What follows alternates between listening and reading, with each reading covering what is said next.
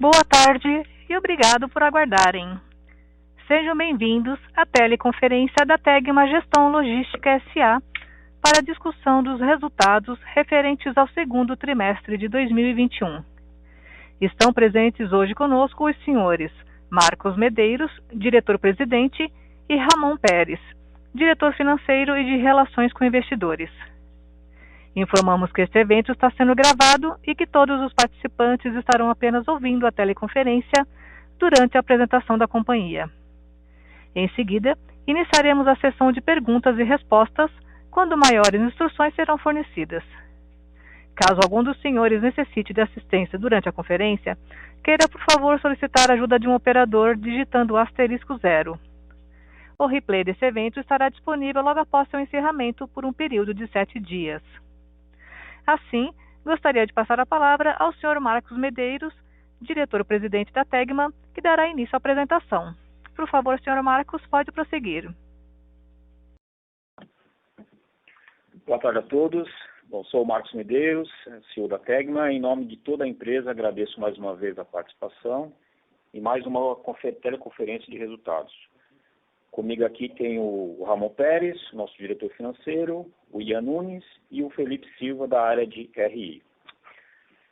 Bom, no slide 2, como é de conhecimento de todos, a pandemia de Covid-19 impacta a economia global, tornando o ambiente extremamente volátil e colocando incertezas sobre declarações prospectivas realizadas nesta apresentação. A Tegma está fornecendo informações na data desta comunicação e reserva-se expressamente o direito de não atualizar quaisquer declarações contidas neste evento. No slide 3, passando para o slide 3, começamos com o anúncio da aprovação do pagamento de dividendos intercalares referentes ao primeiro semestre de 2021. Conforme a flexibilidade financeira da Tegma permite, pois aprovado o pagamento de 22,2 milhões de reais entre dividendos e juros sobre capital próprio, correspondendo a 59% do lucro líquido ajustado do primeiro semestre do ano e a 1,5% de dividend yield ou 3,8% nos últimos 12 meses. Os dividendos serão pagos no dia 19 de agosto e a data de corte será no dia 9 de agosto. O outro assunto positivo nesse trimestre corresponde ao reconhecimento do crédito tributário proveniente do direito de excluir o ICMS da base do PIS/COFINS da empresa, que realiza a operação de logística integrada para o setor de químicos, o que resultou em um impacto positivo de 5,7 milhões de reais no EBITDA da divisão, 3,2 milhões de reais positivos de correção monetária no resultado financeiro e 6 milhões de reais positivos no lucro líquido. O terceiro item trata da renovação de um dos mais relevantes contratos da logística industrial, que tinha, de acordo com os serviços prestados, 2 vencimentos, 2021 e 2022. A partir dessa renovação, esse contrato terá um único vencimento em 2024, acumulando 17 anos de parceria com essa multinacional.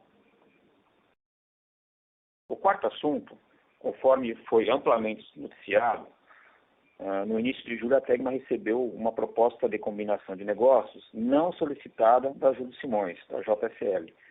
Assessorados por consultores jurídicos e financeiros, os membros do Conselho de Administração deliberaram por unanimidade a rejeição da proposta, por não refletir o valor econômico e financeiro intrínseco da companhia. O quinto assunto, marcante do trimestre, trata das dificuldades de suprimentos das montadoras de veículos, cujas peças e componentes permanecem um problema para que elas produzam o suficiente para atender a demanda reprimida. Esse é um dos motivos de haver uma alteração substancial das participações de mercado da indústria. A interrupção da fábrica de Gravataí da General Motors, desde março de 2021, é o principal motivo para a participação da montadora estar nas mínimas históricas. A previsão de retorno de produção é dia 16 de agosto agora. Por outro lado, montadoras que tiveram estratégias diferentes, mais ágeis para lidar com o problema, como a Hyundai e a Fiat FSA, já produzem e vendem em patamares superiores ao pré-pandemia.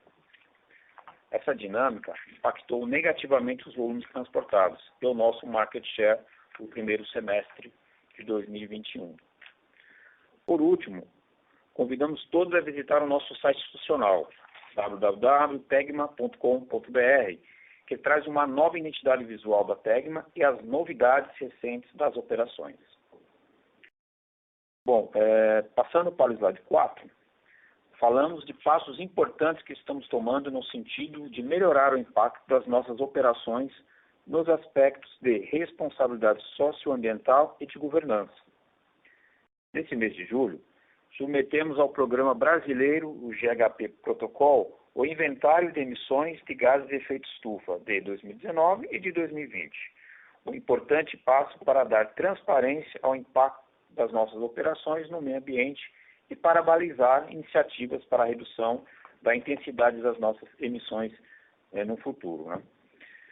No segundo ponto, anunciamos que fizemos testes com um caminhão movido a GNV, na operação de químicos, para mensurarmos a viabilidade técnico-econômica de equipamentos menos poluentes em nossas operações.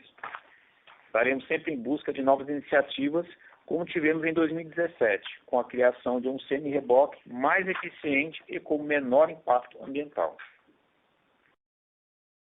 Terceiro ponto é a respeito da submissão de nossas melhores práticas socioambientais e de governança em duas importantes certificadoras, a CDP e a EcoVadis, que verificaram a aderência nessas práticas às melhores referências do setor e globais. Essas submissões são mais que alguns balizadores para as nossas futuras iniciativas.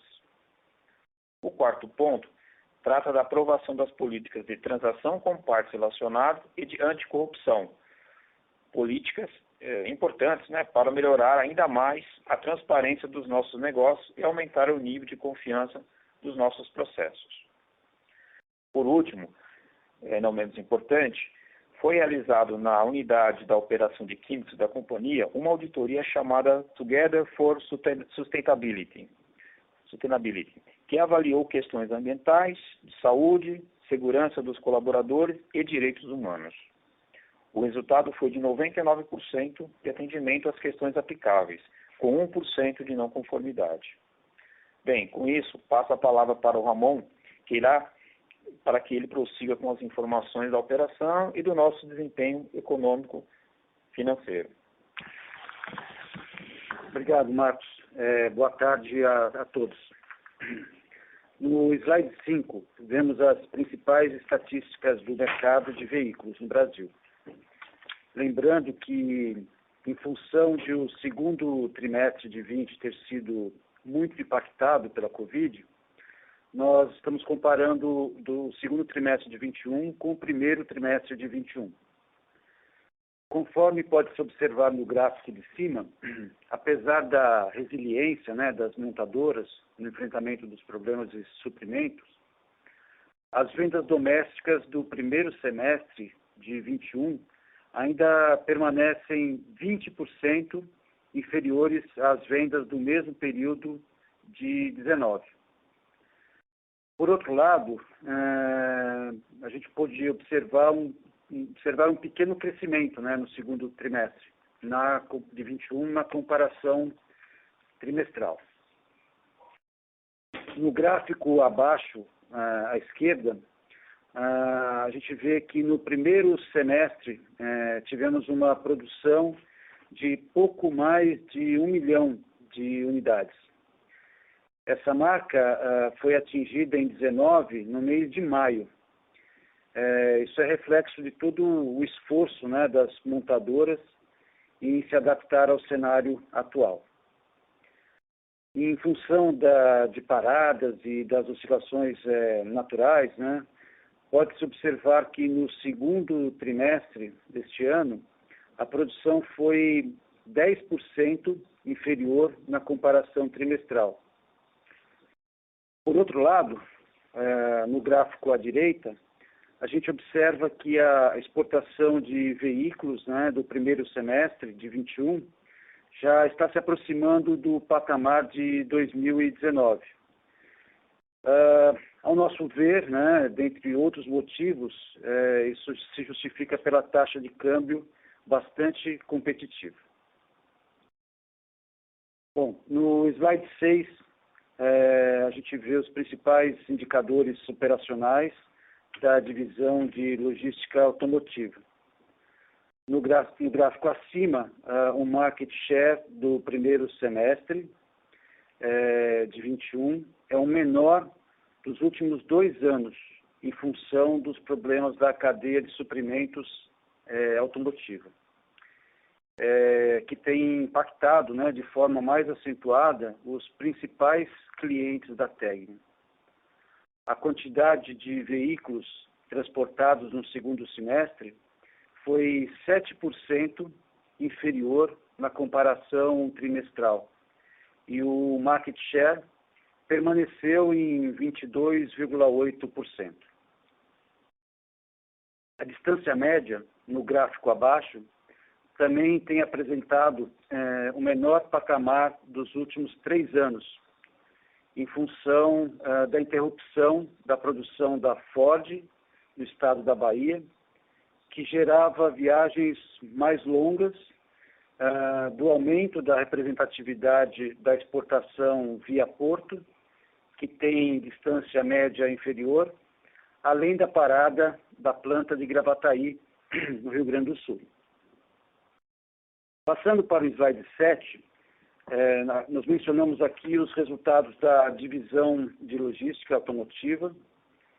No gráfico acima, a receita da divisão em 2021 ainda permanece bem aquém da registrada em 19, uma queda de 27%.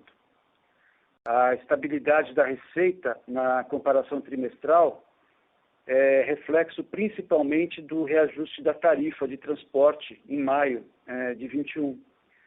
Isso apesar da queda da quantidade de veículos e da distância média. Abaixo, a gente observa nas linhas que as margens semestrais do EBIT e do EBITDA ajustado ainda estão abaixo do nível de 19. Isso em função principalmente do menor nível de receita e da diluição de custos fixos. A queda das margens no segundo trimestre deste ano, na comparação trimestral, por sua vez, é consequência de um importante evento positivo no primeiro trimestre de 21 e de outro negativo nesse trimestre.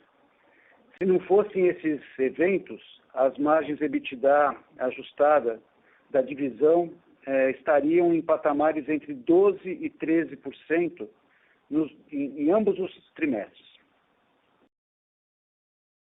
Passando agora para o slide 8, podemos ver os principais indicadores operacionais da logística integrada. Começando pelos gráficos de baixo, podemos ver que o volume transportado de granéis sólidos e líquidos pela operação de químicos no primeiro semestre de 21 retornou ao patamar de 19. Isso é reflexo da movimentação atípica que aconteceu em 2020, proveniente dos efeitos da pandemia. Na comparação anual do segundo trimestre de 21, houve uma queda que reflete essa correção anteriormente mencionada e as oscilações naturais, né, do negócio, e que dependem da chegada de navios. O volume armazenado já médio de granéis pela operação de químicos ele manteve-se elevado. A queda no segundo trimestre de 21 reflete essa correção versus o pico da crise no ano de 2020. Falando do gráfico de cima, a gente vê uma estabilidade da quantidade de viagens da divisão nos últimos 3 semestres, incluindo a operação de eletrodomésticos e um crescimento de 8% no segundo trimestre na comparação anual. Isso em função da maior necessidade de viagens para ampliar o estoque baixo de produtos químicos a granel de março de 2021. Já no slide 9, a gente mostra os resultados da logística integrada. Acima, temos a queda da receita líquida da divisão no primeiro semestre, que reflete o término do contrato de um cliente da armazenagem e sua não renovação, pois apresentava rentabilidade que estava abaixo dos nossos parâmetros mínimos. Por outro lado, o destaque mais importante é o faturamento da logística industrial, que se encontra em patamares recordes em 2021. A queda do segundo TRI na comparação trimestral também reflete o término do contrato do mesmo cliente da operação de armazenagem, já mencionado. O EBIT, observado no gráfico abaixo, à esquerda, da operação no segundo trimestre, foi impactado por um crédito tributário extemporâneo de 5,7 milhões de reais. Essa é a explicação do aumento da margem EBIT no segundo TRI e no primeiro semestre. Já o EBITDA ajustado, que fica ao lado, no qual esse efeito foi expurgado, mostra uma perda de margem no segundo trimestre na comparação anual. Essa queda ela é explicada preponderantemente pelo efeito do IFRS 16, que não contempla a redução significativa de custos com o aluguel da operação, o que faria que a margem do segundo trimestre ficasse próxima ao segundo trimestre de 2020. No slide 10, a gente fala dos resultados consolidados. A gente pode ver que a receita líquida da companhia no primeiro semestre também está aquém do mesmo período de 2019, principalmente pelos problemas que a indústria automotiva tem passado. No segundo TRI, o crescimento de 1% versus o trimestre anterior se dá em função da resiliência da logística automotiva e da recuperação da receita da logística integrada. O EBIT da companhia no primeiro semestre foi impactado pelos eventos não recorrentes positivos, que somam 12,4 milhões, que se fossem descontados, isso refletiria uma perda de margens na comparação com 19. Isso apesar de todo o esforço de controle de custos e despesas que empreendemos no período da crise recente. O EBITDA ajustado do segundo trimestre foi de 35 milhões. Isso é uma margem de 14,9%, uma retração de 3,6 pontos percentuais versus o primeiro TRI de 21. A gente não pode deixar de mencionar que o EBITDA do primeiro TRI foi positivamente afetado por eventos ligados à operação, que reduziram as despesas em 6,7 milhões e que, embora não tenham sido classificados como não recorrentes, prejudicam essa comparação. Por último, o lucro líquido à direita, com uma margem líquida de 10,2% no trimestre e 9,4% no semestre. Também influenciadas pelos mesmos efeitos positivos já descritos e que somaram no semestre um efeito líquido de 10 milhões de reais. Se a gente desconsiderar esses efeitos, a empresa teria tido uma perda de margem líquida de 2,1 pontos percentuais no semestre. Isso em comparação com 2019, em função da queda da receita líquida nesse período. Essa queda dessa magnitude ela se deu principalmente em razão dos cortes de custos realizados ao longo da crise e da melhora significativa do resultado da equivalência patrimonial, equivalência que é proveniente do bom resultado da nossa joint venture, a GDL, nos últimos 2 anos. Bom, mais adiante, no slide 11, a gente mostra no gráfico à esquerda o fluxo de caixa livre da companhia, que, conforme a gente pode observar, nos últimos 3 anos, tem sido resiliente, mesmo em anos de crise. Já o fluxo de caixa do segundo TRI foi negativo. Isso é resultado pior em comparação com o segundo TRI de 20, em razão principalmente do aumento do ciclo de caixa mostrado no gráfico ao lado.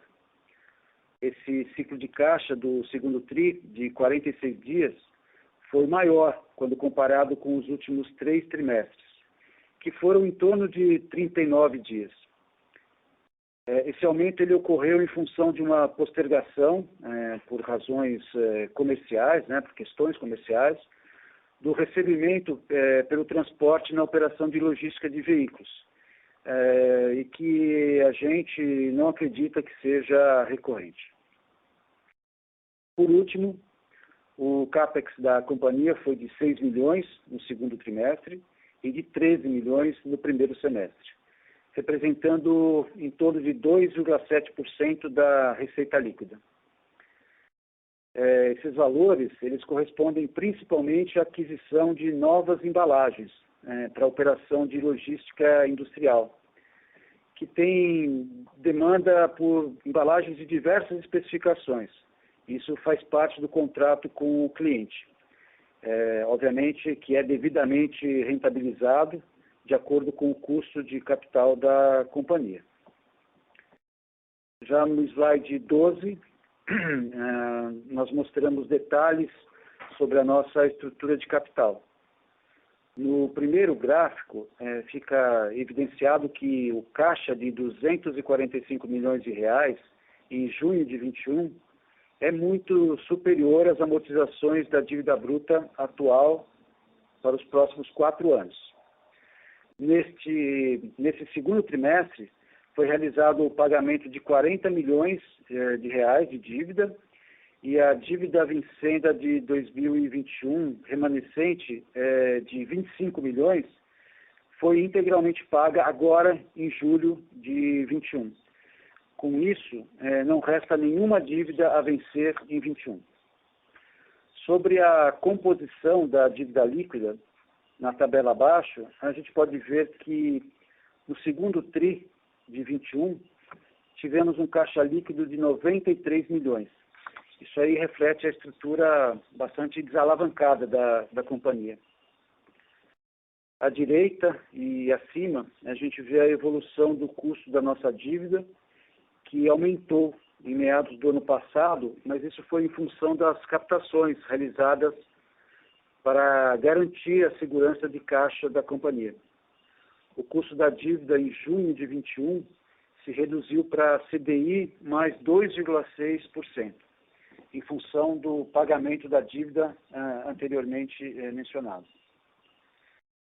Por último, na parte de baixo, a gente mostra que o nosso rating permanece atribuído pela Fitch no patamar de A local, com perspectiva estável. Passando para o último slide, mostramos primeiro a evolução do nosso retorno, tanto sobre o capital investido, quanto sobre o patrimônio líquido. A gente destaca que o ROIC de 23,4% no segundo trimestre de 21 reflete a inflexão na tendência de queda que tínhamos desde o primeiro trimestre deste ano. Essa recuperação reflete tanto a recuperação do próprio mercado automotivo ao longo do segundo semestre de 20, como todo o controle de custos e despesas empregado pela empresa, que acabou permitindo que nós retomássemos níveis de margens operacionais a patamares já próximos dos de 2019. Ao mesmo tempo e pelos mesmos motivos, além dos bons resultados da equivalência patrimonial, o retorno sobre o patrimônio líquido se recuperou para 15,7% no segundo TRI de 21. Somado a todos esses efeitos, também precisamos levar em consideração que no segundo TRI, o cálculo do segundo TRI já não tem, na base dos últimos 12 meses, o pior trimestre da crise da pandemia, que foi o segundo trimestre de 2020. No gráfico abaixo, À esquerda, nós mostramos o histórico de dividendos e juros sobre capital, pagos pela TEG. Conforme foi mostrado nos destaques do trimestre, foi deliberado a distribuição de 59% do lucro líquido, quando excluída a constituição da reserva de incentivos fiscais do primeiro semestre de 21, o que corresponde a um dividend yield dos últimos 12 meses de 3,8%. Nos gráficos ao lado, apresentamos informações relacionadas às nossas ações. Primeiro, no gráfico de acima, né, o gráfico de múltiplos, o preço-lucro em cinza, ele se encontra no patamar mais baixo dos últimos trimestres, assim como o Enterprise Value por EBITDA, que foi de 5,6 no segundo trimestre de 21, em função principalmente das incertezas relacionadas ao mercado automotivo. Mas é importante lembrar que as estimativas dos analistas de sell-side, elas foram atribuídas no final de 2020 e logo no início desse ano. E, ao nosso ver, elas não refletem muitas das mudanças no cenário que essas mudanças que ocorreram aí ao longo de 2021. Por último, abaixo, a gente vê o desempenho da nossa ação em comparação com o índice Bovespa. E também em função das grandes incertezas relacionadas ao mercado automotivo, a gente acredita que as ações da Tegma têm tido um desempenho inferior ao índice, né, por essa razão. No slide 14, antes de passarmos para a sessão de perguntas e respostas, eu gostaria de lembrar do pedido para que vocês, por favor, avaliem nossos resultados por meio do QR Code ao lado, para que a gente possa melhorar as nossas divulgações. Obrigado.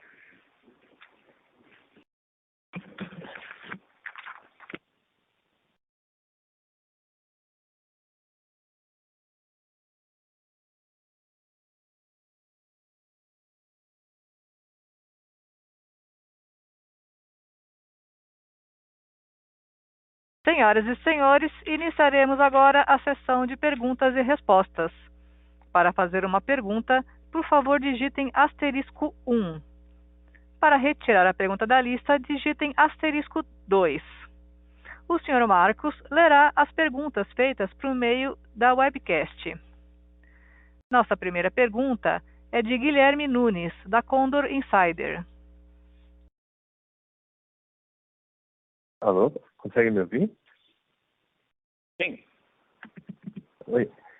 Perfeito. Eu queria tirar duas dúvidas. A primeira é referente um pouco, né, relacionada com a tentativa de combinação dos negócios pela JSL. Eu queria entender que, como vocês possuem uma estrutura de capital bem tranquila, vocês se veem sendo o consolidador em si desse mercado, partindo para as aquisições? Ou vocês acreditam que vão mais permanecer do jeito que estão, não tentando procurar esse crescimento, mas focando organicamente mesmo? E a segunda, vocês comentaram que algumas das empresas das quais vocês possuem os contratos estão sofrendo com um pouco de pressão, né? Tanto por conta de produção em si, das faltas de produtos, entre outros motivos. Como que vocês estão vendo isso no decorrer desse terceiro trimestre? A situação já está melhorando ou continua bem parecido com o segundo trimestre? Obrigado.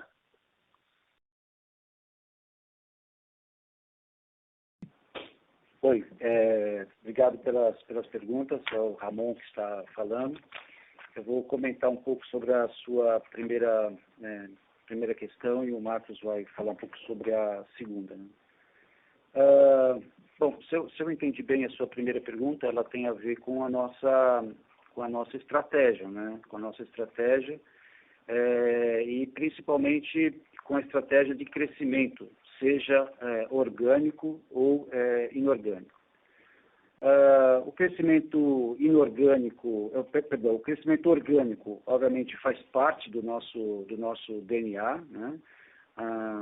Nós temos nos dedicado muito a desenvolvimento de novos negócios com os nossos próprios clientes, onde a gente pode aumentar os serviços que a gente presta para eles, e mesmo prestar serviços correlatos para outros clientes do mesmo setor. Mas, na sua pergunta, você falou sobre a questão de ser ou não um consolidador do mercado e do crescimento inorgânico. Bom, o primeiro ponto que eu destacaria é que, como a gente vem mencionando, na verdade, já há alguns trimestres, isso faz parte da nossa estratégia. Nós temos dedicado bastante tempo, bastante energia para estudar opções desse tipo. A Tegma, pela sua estrutura operacional, pelo baixo nível de capital intensivo, né, que é necessário, ela é uma empresa que gera caixa. Isso aí pode ser visto pelo nosso caixa operacional, pelo nível de dividendos que a gente tem praticado nos últimos anos. Então, isso nos vocaciona, na verdade, a poder utilizar essa nossa capacidade, né, de alavancagem de recursos para crescermos da maneira inorgânica, né, através de operações de M&A, através de um processo de consolidação. Então, o que eu posso é ratificar que isso está dentro da nossa estratégia e que a gente tem trabalhado bastante para poder realizar alguma transação nesse sentido. Ô, Guilherme, aqui é o Marcos. Eu vou responder a segunda parte da tua pergunta, né? Bom, essa é uma pergunta realmente, como você viu aí nos nossos resultados, né, e até as notícias de outros, né, realmente essa falta de peças, né, de componentes, especialmente os semicondutores, eles têm realmente trazido aí um grande impacto para a produção, né. O que a gente conseguiu também constatar é que esses impactos têm sido diferentes, né, assim, tem montadoras, né, que têm reagido de uma forma diferente da outra, tal, isso um pouco em função de estratégia de estoque, supply chain, enfim, né, ou seja, o impacto ele é alto, né, para todas, mas algumas aí têm conseguido aí minimizar um pouco esses impactos, né. Bom, para a gente aqui naturalmente, né, o retorno da GM agora, né, a partir de agosto, é uma ótima notícia, né. Vocês sabem que a GM tem uma importância para nós aqui, né, com o Onix, né, que é um carro que o Onix é impressionante, ele precisa de muitos semicondutores, né, é um carro que realmente sofreu muito aí o impacto e por isso essa parada longa aí que a GM fez, mas agora com a retomada, acho que isso começa a melhorar um pouco, né. De um modo geral, assim, conversando com as montadoras, né, e entendendo um pouco o que está acontecendo nesse cenário, até com alguns operadores de supply chain de comércio exterior, né, vamos chamar essa normalização que a gente fala, né, qual não vai ser a normalização? Na verdade, é um processo de normalização, né, o que a gente vai começar a enxergar daqui para frente, né, segunda quinzena de agosto, setembro em diante, é um processo de normalização, ou seja, cada montadora vai começar aí a se abastecer dessas peças, né, e aí automaticamente elas vão aí aumentando gradativamente a sua produção. Então acho que é isso, Guilherme, acho que é uma retomada mais gradativa, e é isso que a gente está contando aqui a partir de setembro, segundo semestre. Perfeito, muito obrigado. A próxima pergunta é de Victor Demier, da 20 Partners. Boa tarde, Marcos. Boa tarde, Ramon. Obrigado aí por pegar minhas perguntas aqui. Eu tenho duas aqui, na verdade, do meu lado. Primeiro relativa, vocês comentaram aí no resultado de vocês, né, e acho que é uma notícia super positiva, essa renovação aí do contrato lá na parte de logística de químicos, né. Eu queria assim, entender, né, o que vocês puderem abrir aí de informação, né, sobre, né, as condições dessa renovação aí. Eu acho que seria super legal para a gente entender, né, a dinâmica dessa parte da logística integrada nos próximos anos. Eu acho que a minha outra pergunta liga até um pouco na pergunta anterior, que é essa questão da fábrica, né, da produção do Onix, né? Parece que última notícia que eu tenho aqui, que dia 16 a GM, né, ia voltar com a produção. Só que eu queria só pegar uma sensibilidade de vocês, assim, do que né, talvez foi passado para vocês, de questão de turnos, né, se vai voltar só com um, ou se vai ser uma produção um pouco mais forte, né, enfim, só para ter uma ideia. Obrigado. Ô, Victor, aqui é o Marcos, obrigado pelas perguntas. Então, esses contratos, né, que nós renovamos, né, você viu que um contrato ele teria o vencimento agora em dezembro de 21 e o outro em dezembro de 22, né? E aí, até por se tratar de um cliente que nós temos aí um relacionamento, né, de longa data, né, nós organizamos os contratos de uma forma que os dois, então, passassem a vencer em 2024, né, e com isso traz a oportunidade de a gente fazer novos investimentos, né, revitalização de equipamentos e até mesmo em equipamentos aí mais sustentáveis, como a gente citou esse teste que nós fizemos, né. Naturalmente aqui, Vitor, eu não consigo te abrir mais detalhes, né, por uma questão de confidencialidade comercial, mas o que eu posso te dizer, né, para nós aqui foi muito, muito importante essa renovação. Primeiro que demonstra a confiança do cliente, né, na Tegma, no trabalho que a gente tem desenvolvido, né. Naturalmente essa renovação trouxe alguns desafios para a gente, do ponto de vista de melhorar em tecnologia, criar dashboards, torre de controle, ou seja, a gente renova, mas com a barra mais para cima, ou seja, trazendo mais tecnologia e excelência operacional. Que para a gente isso é tudo que a gente quer ouvir dos nossos clientes, né? Esse é o nosso objetivo, realmente, de buscar contratos como esses que conseguimos aí agregar valor para o cliente e para nós, tá? Então, realmente foi, sobre essa renovação foi isso, tá? Era um contrato de armazenagem de serviços e um outro de transporte, e agora a gente consolidou os dois aí numa única data, tá? Bom, a outra parte do Onix que você colocou, né? A gente também, por enquanto, tem essa mesma data, tá, Victor, do dia 16 de agosto, né? E a princípio volta com um turno. E aí, conforme eles forem sentindo, né, essa questão do abastecimento das peças, tá? Como eu falei, o Onix, ele incrivelmente consome muitos semicondutores, né? Eles vão aí partindo para o segundo turno e terceiro turno, né? Então, acho que... Mas começa com um turno e aí vai crescendo de acordo com essa retomada aí, Victor. Tá entendido. Obrigado, Marcos. Senhoras e senhores, lembrando que para fazer perguntas basta digitar *1.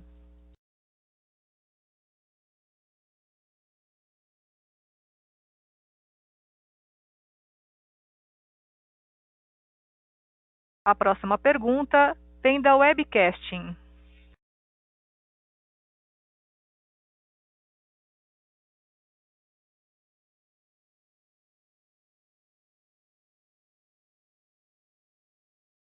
Oi, Ramon. Bom, eu entendi aqui que é para eu ler a pergunta, então, como vocês, do Gustavo, né, como vocês avaliam as estimativas dos sell sites sobre a empresa? Para cumprir aquelas estimativas, o segundo semestre teria que ser bem forte, não?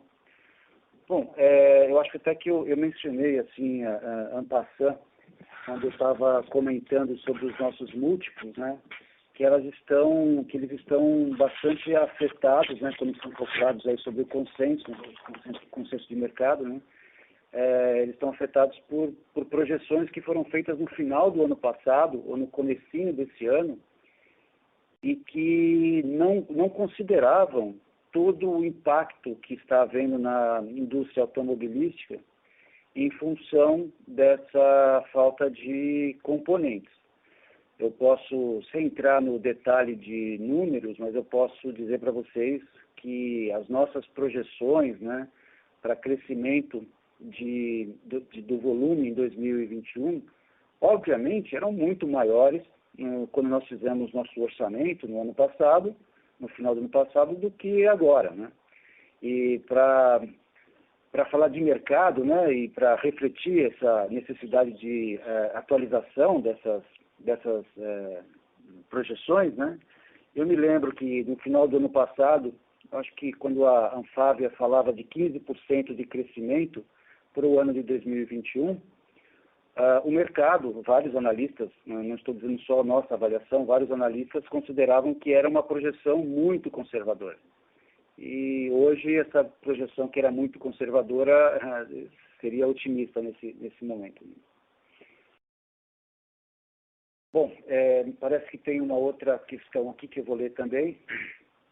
Dado o perfil de elevada geração de caixa da empresa, por que não opera com uma estrutura de capital mais alavancada? É do Gustavo Roni. Essa é uma discussão recorrente. A gente tem consciência de que nosso custo de capital ele é mais elevado em função dessa baixa alavancagem, mas essa situação de balanço, essa estrutura de capital que nós temos hoje, ela está atrelada à estratégia que a gente vem descrevendo de crescimento, inclusive, talvez, e digamos especialmente, do crescimento inorgânico. Se por um lado ela traz uma situação em que nós temos um custo ponderado de capital elevado, tirando um pouco de nossa competitividade em alguns processos de crescimento orgânico, por outro lado ela nos dá uma capacidade, uma flexibilidade de agir rapidamente caso encontremos algum alvo que faça sentido para alguma operação de M&A. Então, as estratégias, elas se comunicam. Né?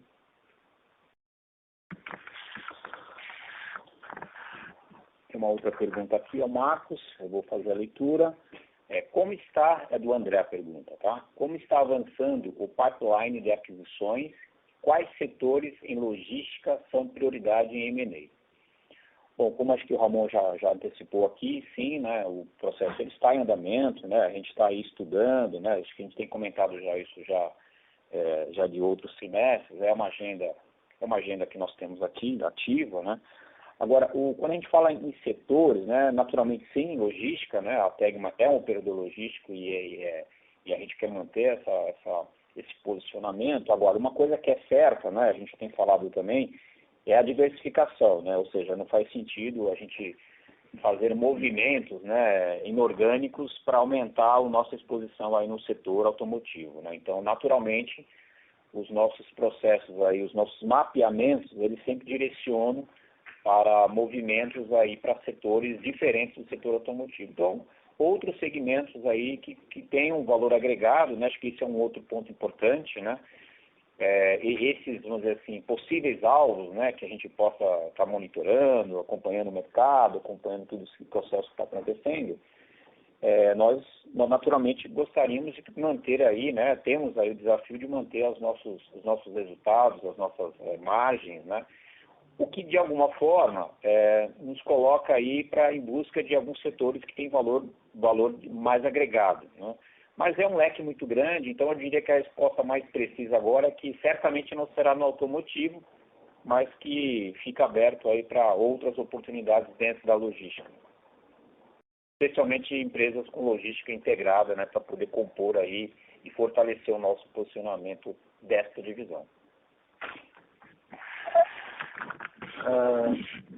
Bom, Ramon, novamente. Uma outra pergunta do Pedro Pimenta. Como vocês enxergam o cenário de crescimento de juros? Bom, de certa forma, isso é positivo, né? No sentido de que isso está indicando um aquecimento da economia, né? Principalmente agora no segundo semestre, né? O último posicionamento do Copom, né, divulgado ontem, né, da elevação da taxa de juros para 5,25, já indicou que eles percebem isso como uma inflação persistente, né, e deu a indicação, mencionaram o aquecimento da economia, né, da atividade econômica. Então, esse é o lado positivo dessa situação, porque nós acreditamos que há uma demanda reprimida, né, especialmente na área de no setor de veículos, né? Nós estamos preparados para atender essa demanda. É sempre bom enfatizar que nós não perdemos a nossa capacidade estrutural de atender o mercado em volumes muito superiores. Mas voltando à questão dos juros, né, o outro lado da moeda, obviamente, isso acaba afetando a taxa de atratividade dos negócios e influenciando, né, as nossas avaliações para crescimentos orgânicos e inorgânicos. Mas nada que, no meu entender, principalmente considerando a estrutura desalavancada que a gente tem hoje, que venha afetar a nossa estratégia. Tá?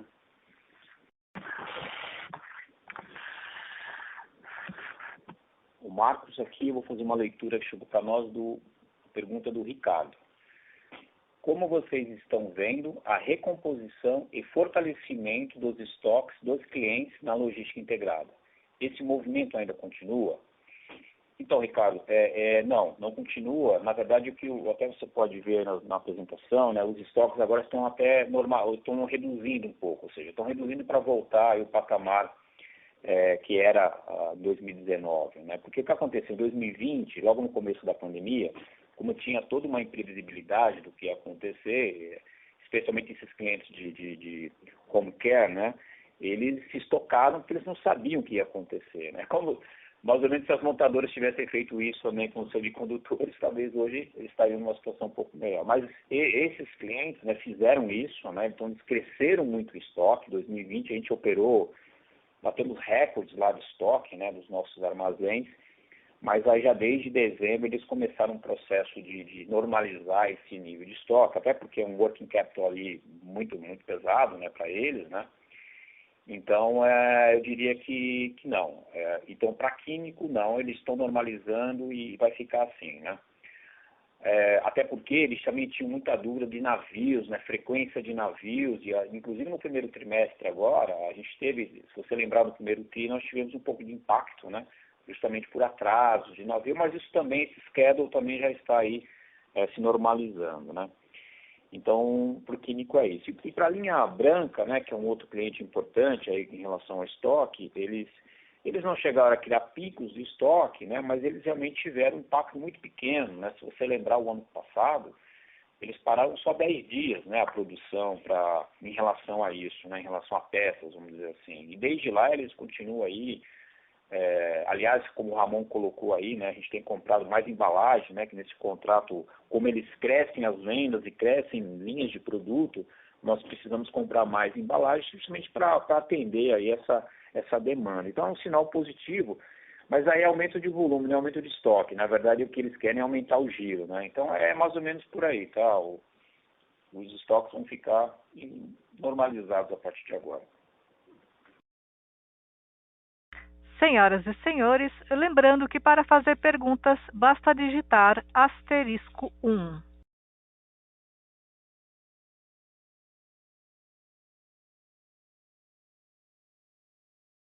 Encerramos nesse momento a sessão de perguntas e respostas. Gostaria de passar a palavra ao Sr. Marcos para as considerações finais.